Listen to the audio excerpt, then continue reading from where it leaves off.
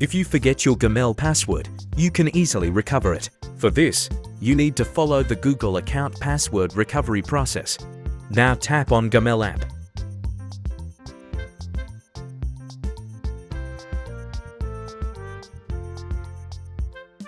Click on the three dots button.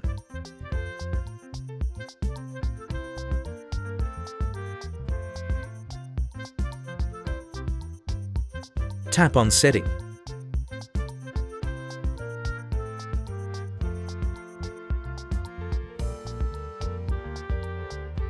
Tap on Gmail account name. Now tap on Manage your Google account. Click on Password Manage.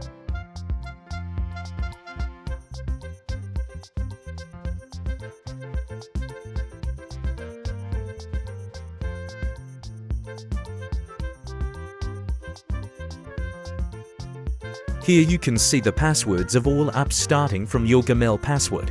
If you like the video, subscribe to our channel and comment and let us know how the Viden want.